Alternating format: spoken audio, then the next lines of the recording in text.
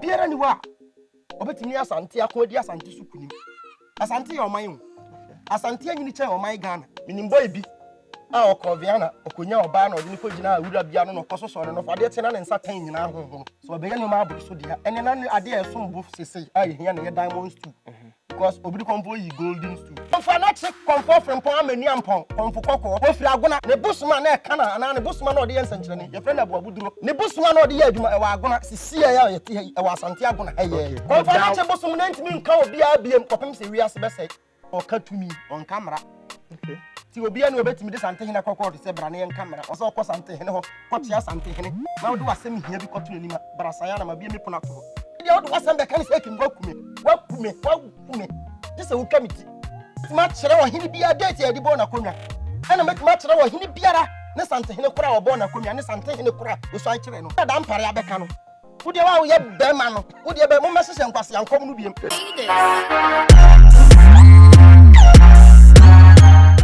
Wow, Shemi says, "Your meaning so you can spend a quality time with your family or even for yourself. Then so number you must seem to intimidate. And it's here same day we are my way. Online the guitar business and who don't renew so a year boy. This is a global business, so it doesn't matter country or you hear no phone and now laptop and your internet and you're ready to run this business. My number and the whole screen is no funny friend me na income. Thank you. Bye. My name still remains Armstrong Poleeno. I then name Nana Sayana and the Waha Yabetri train common. Nana Sayana there, Meneno train command me feel because unim day only my mamre and some castle unim the wedding. Oka. And then some me bring be the home come. Yes, see, I will come for you or Ghana has say. Ni to me obey and our chain Komfo Anokye. Obenante light post so obey century ni be did 12 years as I come for no ya wono. And then maybe sana na Sayana because about mensia and hon sem dia onim ni nyina. Nana, pacho mo akaba. Afisi apanso. Afen komete. Afisi se na Nyankopon ne na no maboa yen ama yetim kwane ahoodin mu. Na ade aye pebia no na Nyankopon ne na no magina akira atai achi. Ama bibia ya krabehwe. Okay. Obi o chia me, obi ame so me chia wo. Mu nyina ye mu nyina afisi apa. Okay, afen komete ye da. Nana, say ye twetwe nkomo a check akra. Okay. First question the na make ho asem ne ho na mpese ye dey start. But before I ever start, nkomo na mbe de timpacha o hwe a no ato bo ase no ahwe ni nyina ye den. Esi. One TV bia say a menya wa brother be the nana number no ato screen so betimi so afre no. But na make sure say e root clothing say baby a wo bia no say wo patare e de akọ event bia na pese ho ye fede a afre no na onjuju kama ono mpama ne mmoro so onya do measurement ba obepam ne kama ama free e-retail 0242926493 0242926493 sounds on of ase moto say when you ska nyame eshiawo ama when you ska wetimi ne toka ne bo de $100,000 $30,000 free no obema car bia o pe bia eden ato se car ne nekra ne ye ya obenya bi ama e wo Ghana free of ase mo 0243220875 or Christian Village Achemota hona odru ho chef filling stations odru ho asofa Poleeno and direct me obema o car ne bi eden ato Nana Sayana Papa yes I wo second coming of Komfo Anokye Poleeno ansana mayi wa no ma menkyia matiefuo ne mahwefo ene madofo nyina da amemfa kwanya we su monwura omampani na so ye mecha Ghana mampani one na bedi akire mecha mi wura dampare mi wura dampare o damba akọ IGP 1 dampare o tie masem tu ade se manka meka ya no de me penasem je se yakopọ be shire na shire obenyini ayese bo dampare obenyini dampare hwe me yese tie mi ye me se se Nyankopon ma 350 years intini papa bu obi na fa na agina so na ubenyini ache because papa no se ope odi no kure eye adwuma ompe nkwase abuo nkomhye no won se me betena o man cha no be ka ho asem ni boso me ana papa na take ni nchaja odi ho aba se ni kwanse Komfo sofo malamo ye mesha nkwase yankom no biem wadwam na nkom no biem nkwase yankom ne adwuma hye nkom emnim Poleeno yes ya wo Komfo Anokye wa Ashanti mamu na nipa no obedi mfie 12 no bechen Komfo Anokye yate ase obedi Komfo Anokye de no ye bo Ashanti man wo bo Ashanti man yi Obiri Komfo Anokye sikadwa ko. Enye fe no kranto nchen. Enye sikadwa ne de. Akire yansa na sikadwa no kora ebeba mu. Okay. Obiri Komfo Anokye bua asanteman. Ema asante ene domafo be kun ye sa abra na domafo ti sintre so. Ema mu dwane ko doma na mu doma asesi ame no wo kase. Obiri Komfo Anokye. Obiri Komfo Anokye ne bua ye ma yetimi form asanteman. Sa abra na kumase ye fra ye kwaman. Na kumasi ni ho. Na kumasi ni ho ye fra ye kwaman na asanteman ni ho na asante ni ba bia. Obiri Komfo Anokye ne bua ye ekeka aku hemfo na mo de mo te se dwaben mampon kokofu bekwai asuminya ahu hemfo akese na obi asa apre obi ade ne ho Obiri Komfo Anokye da roma na yetimi bua hemfo ni nyina no ema ye be ye Ashanti ema ye benya Ashanteman. Okay. Enti Anokye Komfo de waye bi ono akro ya so na bua ye ma yetimi di ye Ashanti ye di ye hu firi de nchirafo ase. Okay. Ye ne ntim jakari o se tutu apem so odi nkan. Enti sa wo se se na ya wo obi a wo ba obechen Komfo Anokye mpa yate Obiri Komfo Anokye yi sikadwa kofi golden stew di ma he. Enti se wo so wo balance wo chen de anya wo so be yi diamond stew ena ye nyina ye twen. Okay. Enti sa sofo na obehye sa nkwase ankom no nwura da mparo de menim so kasa me kasa wutie. Okay. Enti me sraw sofo ye se fele Francis Samuel Akwata Prophet Francis won na be sa nkom se ya na friend na say kwase ankom genti a me kasa nkwase ankom no nkom no nyansa bi anim ena nkom no mfaso bi amaso na anya na no ade na Poleeno ekogina blaster ekogina World Cup ade ntina ne wanhye nkom ni tumi na me kan trend se blaster yakoi ye be lose nti ye nyese ne yemfa nwe se eno nyame nya nche na nyame anya nche Komfo Anokye ya woni de nyame ayi a kire wo enye no kre wonim ne ye wo keka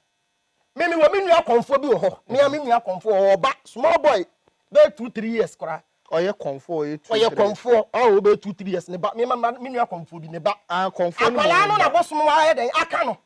enti sa akwala na sofo no hu no social media e na no wo yisu na dwen kase de ahyehye adwuma afa ho eye no a mo de mo pa akwala no woni ni papa nyina wo dwaben. Okay. E ho no mo wo dwaben e no mo pa mo me nyina ye nhwe se nya sa akwala no na sofo no beka o mo bi apart from sa akwala no sofo no mo bi on kire obi abi me ye no na obe kire na sa akra no hwe a because akwam na aka no na so nya Komfo Anokye bosom na aka no mo ntie ne ye o. Okay. Komfo Anokye no won bosom a na odi adwuma after so free on sa na bosom no mfa obi abiem dabi but you nipa o te bosom no ho a wo ya amamra ni amane ye den e ma bosom no besi nne ne nda no te ha ye kasa sesi ye but bosom ne mfa obi a Komfo Anokye Komfo frempon amani ampon Komfo kokko wo firi agona ne bosom na e kana na ne bosom na odi ye nsankyere ne ye frenda Abuabuduro bosom ni din pa de Abuabuduro kofi serebo ni din no ne bosom na odi ye adwuma e wa agona sisi ya ye te e wa Asante agona ha ye e wo fie wa na no kra me mama Grace by me ne ko ho. Okay. E wo fie wa mpanyimfo wo ho bosomfo wo ho mo de ya amamra ne amane enti sa bosom na aka na se ne bosom fufuro bi na aka no me nhwe ho nso. Okay. Sa na che bosom Abuabuduro da aka ne de ya ene na Komfo Anokye bosom aka no ene sa wo su betia ba ye bibia e chen Komfo Anokye yate. Okay. But we de anya Abuabuduro na aka no ono ani motia bi na aka no odi yi ni nkonya sa wa se de sitie no ye wo motia akom ye wo bosom akom ye wo nsu akom ene ye wo suma brafo soso akom ho ene ye wo bosom so ankasa akom ye den e wo ho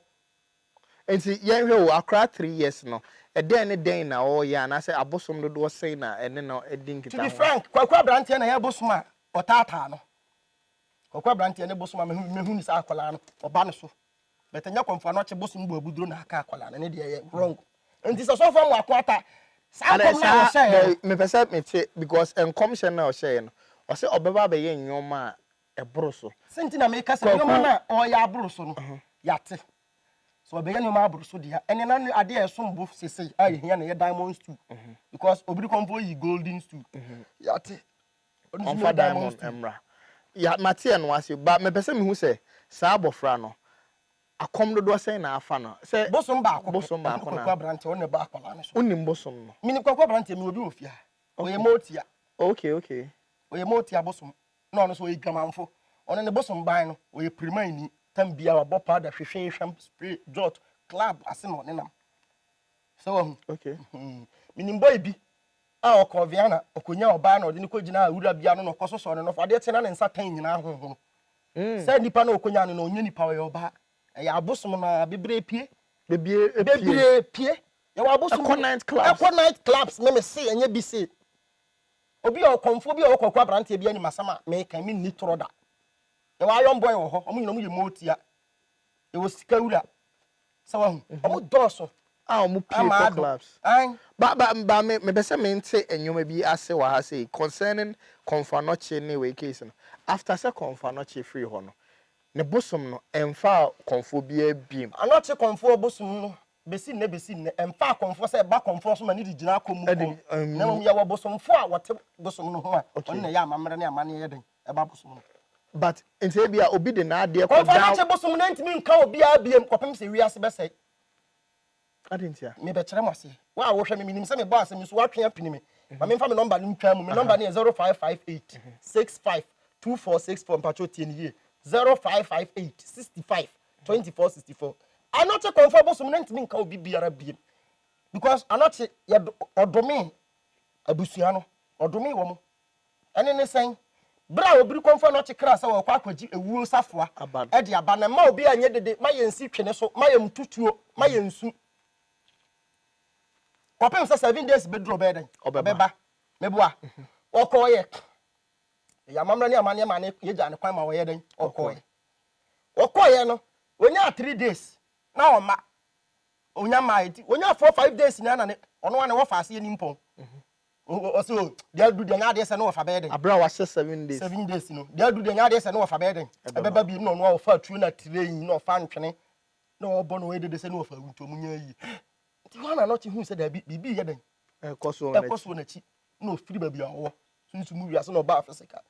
enti wo ba no agona yo ba bia fere ho owuo so okay ho na dua Komfo Anokye obegina ase a obisa ase ade na ekoso wo fie no mo ka kire ne se nipa smas yo no se no wo fa bi ewu no wo fa bi akra se wo kwaji wo safo aba na onde onim se no wo fa na eden ewu nti ona yi a wo tutu a wo ye dede Anokye Komfo se sa ene na me den kra ma wo wa na nipa na wo hia ndua na se obisa na wo ka kire ne se ni fie ye bottle ne nipa no so firi agona ono so firi agona na wo ye no onim de asi onim agona beto firi onim sa Anokye Komfo okay no se ne wo den kra ma no won san kofie onko kan kire ne wo fa ase ne se de ye ya ono na ma ono obiri Komfo Anokye wanwu ama yansie na dakamina mu no saa nso so na ono so Anokye Komfo odome no ono so nya de se ono so bewu ama yasie na dakamina mu nti saa word no ene saa de na abusua ne de ya Anokye no se na koma oyira ye o ma wiase bi saa dua na ye frɛ no owuo dua na wa agona nti bo ye frɛ ho owuo ye da so si wona ne nyina ye frɛ ho owuo so okay agona ye frɛ ho owuo so saa dua na Anokye be pia ase a oyira ko ya besi ne na me no tie ye hu ni bi mu no saa dua nda so wa agona se si ame no nti Anokye ye obi a wanwu se Anokye wuye ma yesie no de beka sa bia oboa Anokye wanwu oyira besi ne ye hu ni bi ne wo fa ase no so no so ne wo fa ase no so unza tete na akon no akon siye e ma mpa so ka se wa ma yansi na baka no ampa unza tete no akon si a nipa bi mutimi kwhya abotam omo si efiri asase ase na pie ebi mutimi kwforo mo tan tena soro omo si efiri soro so wate ase boy sa na wo fa ase fo akon siye ma omo so kwhya abotam e ma abotam ne bubu omo so mo ka fam ho okay na se no me na Komfo Anokye do no ye adwuma wow obiri Komfo Anokye ade bia wo ye bia ne mfa so aba so ne ne wo gina kwa aman e na oto afena no se omo nko ba bia afena ne bekwa kosi eho na dabi bia e begi nipa nkwa eho ne ji me pese me nti ade bia se obi beka se tama Komfo Anokye ka se o kwaji owo safo aba no se me ka se me ko ba bia e bia me ko kroma me fa ha fa na makopie krom ofa se mapie e kwa abo oyira ye wo sedem mo wura no ni dem obi okay Anokye Komfo no nko ni nipa na osi apata on fa sere anasa nchanse mmoso nsunsuo to abi nguni den osi sra osi dan te san ka me masimi dan round yi on bu setete na nchanse ni ho ye sere na boda so na sere no kra no so on fa bi nyeden emmos no nti wasi dan ni se na wagya so da ho nsuo so beto se pokora ma de acha ba ko se kra nso ne so dan mu all right minim sem komo no ayo de se de aye me de no I mean history na ye nyina ye den ye sua wa ha sei ba na mpese mbisa na asem bi before aye ko off no na me say ene ohwema Komfo Anokye oye asantefo Yesu Kristo oye asantefo nyankopon pa nyankopon kese pa eni nti na ma obedi agona hene no okay ninti na ma ntokwa no nyina mu ku wiye ma Asante di nkunim di o mu firi de nkyerase ma Asante be ya Asante no Ashantehene opimso o se tutu nyankopon nyame kese o se tubu afo akon o se tu amponyina moa de oti kuru krawre ne bangoma so so what ya say ya frɛ no ka atwa kan ka bi ono ka tumi on camera okay ti obi anu obetimi de Asantehene kokko to se bra ne camera ono mra no o se oban o ka tumi Asantehene o ka tumi on camera